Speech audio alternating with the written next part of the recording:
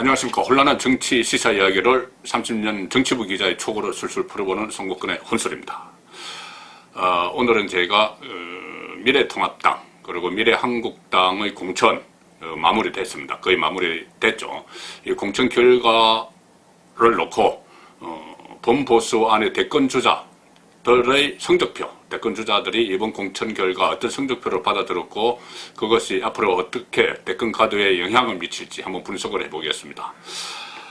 일단 이 대권주자라고 그러면은 각종 여론조사에서 대상에 포함되는 사람들인데 지금은 범보수 안에서는 한교안 대표, 또 유승민 의원, 또 홍준표 전 대표 뭐 이렇게 있죠. 물론 오세훈 서울시장이나 또 다른 사람들도 있지만 일단 이번 총선에서 어떤 영향력을 행사하거나 그러지는 않았기 때문에 일단 배제를 하고 이 세 사람, 한교안, 유승민, 홍준표 이 세 사람의 공천 결과 대권 가도의 날씨에 비해서 한번 해보겠습니다. 상당히 자기 대권 주자들에게 현역 국회의원은 큰 의미가 있습니다.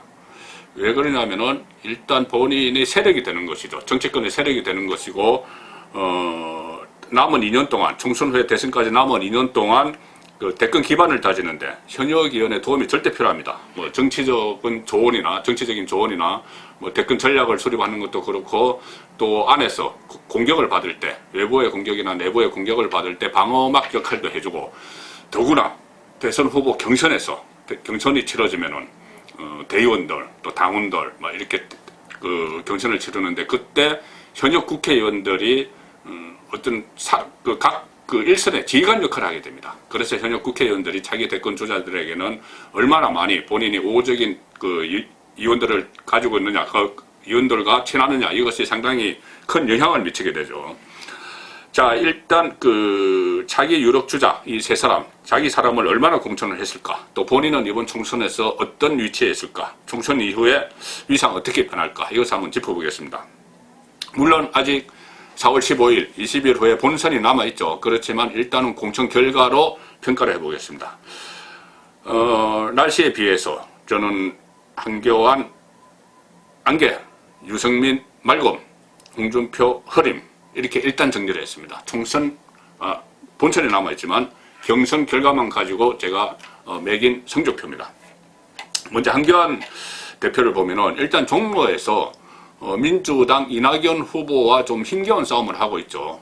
뭐 여론조사마다 조금씩 차이는 있지만은 아직은 추격 중이고 아직 역전을 하지 못한 그런 여론조사 결과가 많습니다. 그래서 본인이 일단 정치 1번지 종로에서 당선될지 이 여부도 아직은 분명하지 않습니다. 그런 상황, 본인의 성부가 불투명한 그런 상황에서 상임선대위원장을 맡았죠. 한교안 대표가 상임선대위원장을 맡아서 선거를 지휘하고 있으니 선거 결과도 책임을 져야 되겠죠. 만약에 선거에서 이기면은 정말 날개를 달겠지만은 한국당이 통합당이 선거에서 패배를 하게 되면은 그 책임론에서 자유로울 수가 없는 상황이 됐습니다. 어떤 원톱 체제, 사실상 원톱 체제로 선거를 치르고 있기 때문입니다. 자, 그런데 지금 통합당의 선거가 녹록하지 않습니다. 특히 수도권에서 상당히 고전하고 있다는 또 그런 여론조사도 나오고 있고, 물론 선거 기간에 남아있지만 역전도 할 수 있겠지만 지금 녹록하지 않은 이유 중에 하나가 코로나19 사태 때문에 그렇습니다. 왜 그러냐 하면 코로나19 사태로 어떤 집회 같은 것이 최소화되고 또 사회적 거리두기 운동이 벌어지면서 통합당 같은 경우는 현역 재공천률이 상당히 낮습니다. 컷오프를 많이 했죠. 민주당에 비해서 현역들이 많이 물러나고 현역 국회의원들이 물러나고 그 자리에 신인들이 들어왔는데 신인들이 선거운동을 하려면 본인을 막 알리면서 면대면 접촉도 하고 해야 되는데 지금 코로나19 사태로 그런 것을 하기가 상당히 어렵습니다. 그러니까 어떤 역전의 기회를 만들기가 한계가 있는 것이죠. 자, 그런 상황이기 때문에 아마 이 선거가 좀 불리할 수도 있다. 그런 분석이 나오고 있습니다. 물론 뭐 문재인 정권 심판론 이런 것도 먹힐 수가 있지만 각 개별 선거구별로 보면은 이 역전을 할 수 있는 현역의 민주당 소속 현역과 맞붙어서 하려면은 막 사람들도 만나고 해야 되는데 그런 기회가 좀 줄어들기 때문에 좀 뭐 불리한 상황이 아닌가 그런 분석이 나옵니다. 그렇기 때문에 한교안 대표에게 이것도 악재죠. 본인의 대권 가도의 악재가 될 수가 있습니다.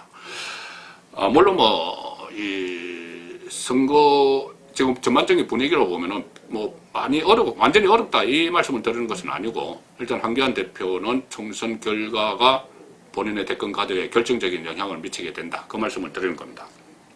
자, 그래서 일단 공천 결과를 보겠습니다. 그러니까 한교안계, 소위 말하는 한교안계 친한계의 공천 어떻게 됐을까요? 일단 미래한국당 비례대표 전문 정당이죠. 미래한국당 비례대표 후보 공천 명단이 확정되면서 한교안 키저가 등장했다. 이런 평가들이 많습니다. 한교안 키저. 왜 그러냐면은 처음에 처음에 비례대표 한성교, 공병호 여기서 한 공천에서 한교안 대표가 영입했던 인물들이 20번 밖으로 그러니까 당선 안정권 밖으로 다 밀려났죠. 그런데 새로운 체제가 들어서서 이 원유철 새로운 체제가 들어서서 공천을 하면서 당초에 당선권 20위권 밖으로 밀려났던 한교안 대표가 영입한 인사들이 앞손에 착착 배치가 되었습니다. 가장 대표적인 인물이 1번을 받았던 윤주경 전 독립기념관 관장이죠. 윤봉길 의사의 장손녀. 기존 21번을 받았었는데 제일 앞으로 옮겼습니다. 그리고 그 다음에 이 다른 영입한 인사들도 착착 앞으로 당겨졌기 때문에 당선 가능성이 높아졌습니다. 그래서 한교안 키저가 당선권에 포진됐다. 이렇게 평가를 하면서 총선 이후 친황 체제가 강화될 것이다. 이런 언론 분석이 있는데 저는 거기에는 별로 동의하지 않습니다. 왜 그러냐면 비례대표는 일단 본인이 지역구가 없죠. 그러니까 조직이 없습니다. 각 전국에 조직이 없습니다. 그래서 비례대표는 지역적인 지지 기반이 없기 때문에 어떤 정무적인 활동, 그러니까 대선에서 어떤 역할을 하든 대선 경선에서 또 본선에서 어떤 역할을 한다든지 그런 그 정무적인 활동에는 좀 한계가 있습니다. 그래서 실제로 조직을 움직이고 하는 쪽은 지역구 국회의원이죠. 253개 각 지역구에 있는 국회의원들이 조직도 움직이고 어떤 지역적 기반이 있기 때문에 정치적 힘도 받고 하는데 지금 한교안 대표와 가까운 사람들이 지역구에서는 고전을 면치 못했습니다. 심지어 뭐 공천 욕심이 없는 건가, 한교안 대표가 공천에 욕심이 없는 건가, 무능한 건가 이런 말까지 나올 지경이었죠. 뭐 한교안 대표도 공천 과정에서 늘 반복되던 사사로이 공천하는 사천도 이번에 싹을 잘랐다. 뭐 본인은 그렇게 이야기하지만은 객관적으로 이렇게 평가를 할 때는 한교안 대표와 가까운 인물들이 상당히 공천을 받는데 실패했습니다. 가장 대표적인 사람들이 원외 국회 밖에 원외 4인방이라고 불리던 사람들이 있죠. 이 사람들은 한교안 대표가 정치권에 입문하기 전부터 또 연을 맺었거나 아니면 정치권에 입문하면서 상당히 조언도 많이 하고 곁에 있던 참모들입니다. 원외 4인방 김우석 당대표 정무특보, 또 조청래 상근특보, 이태용 여의도연구원 부원장, 원영석 조직부총장, 전 조직부총장 이렇게 네 사람이 원외 4인방 측근으로 분류가 됐는데 네 사람 전부 경선에서 실패했습니다. 경선에서 다 낙마했습니다. 뭐 김우석 마포갑, 서울 마포갑, 조청래, 경남 창원, 마산 해원, 또 이태용 경남 사천 남해 하동, 원영석 부산 진갑 아예 컷오프 됐죠. 원영석 후보는. 자, 이 원외 4인방이 모두 원내 진입에 그러니까 공천조차 받지 못했고 물론 한 대표가 검사를 했을 때부터 가까웠던 검사장 3인방이라고 있죠. 윤갑건 충북 청주 상담, 또 유상범 강원 홍천 행성 용월 평창, 그리고 정점식 의원 보선에서 됐던 경남 통영고선 이 세 사람은 공천을 받았지만은 어떻든 정무적인 역할을 하기에는 좀 한계가 있는 검사장 출신들이죠. 그리고 현역 의원 중에서 재공천 받은 사람도 손에 꼽을 정도입니다. 꼽을 것도 아니고 한 두 사람, 추경호, 한교안 국무총리 시절에 국무조정실장이었던 추경호 대구 달성, 또 박안수 의원, 경남 창원 여창 이 정도가 공천을 받았습니다. 그렇기 때문에 비례대표에서는 친항이 많이 들어갔지만은 지역구에서는 친황이 대거 탈락했기 때문에 이것은 제가 지금 안개라고 보는 겁니다. 안개.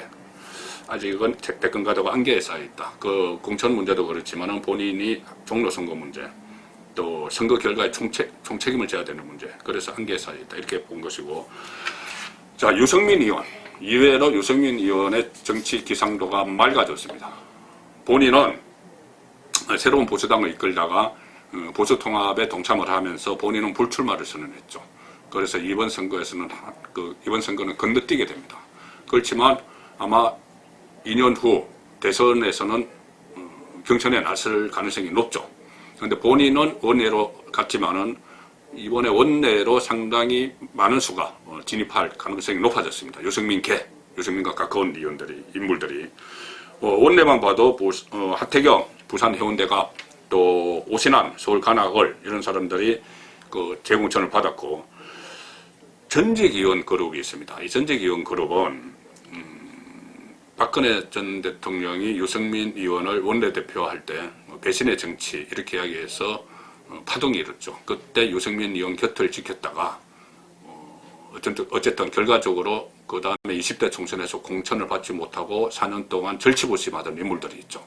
그 사람들 중에 몇 사람이 이번에 다시 공천을 받아서 유승민계의 중심으로 서게 될 가능성이 높아졌습니다.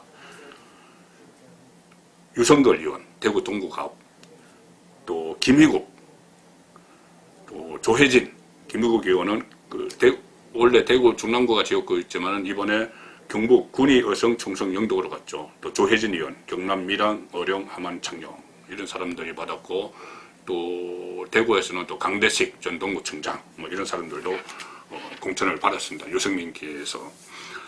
자, 반면에 홍준표 전 대표는 상당히 정치 기상도가 흐립니다. 일단 본인이 경남에서 컷오프를 당했죠. 그리고 대구로 갔습니다. 대구의 자기 대권 주자, TK 주자를 노리고 대구로 갔습니다. 그런데 경남에서 컷오프되고 대구 수성을 해서 지금 상파전을 하고 있습니다. 이인선, 통합당 후보는 이인선 전 경북도 경제부지사죠. 그리고 민주당 후보는 이상식 전 대구경찰청장인데, 이 3파전인데, 만일 여기서 이인선, 홍준표, 이 보수표가 분열이 되면서 어부지리로 민주당 후보가 당선되는 경우, 이건 최악의 경우입니다. 홍준표, 이인선 지사도, 전 부지사도 그렇지만 홍준표 전 대표 입장에서는 최악의 경우가 되는 것이죠. 본인 때문에 민주당이 어부지리 당선되는 그 결과가 나오면은 홍준표 전 대표 입장에서는 정치적으로 치명타를 입게 됩니다. 자, 본인도 그런데 홍준표 전 대표와 가까운 인물로 공천받은 사람도 딱 손에 거의 한 두 사람 정도밖에 안 됩니다. 본인이 당대표까지 지냈지만은 윤한홍 의원, 경남 창원 마산회원, 그리고 배현진 전 MBC 아나운서, 서울 송파을 이 정도가 공천을 받았습니다.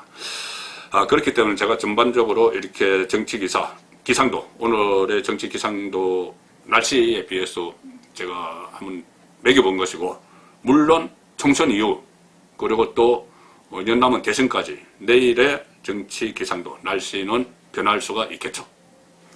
송목근의 혼술이었습니다.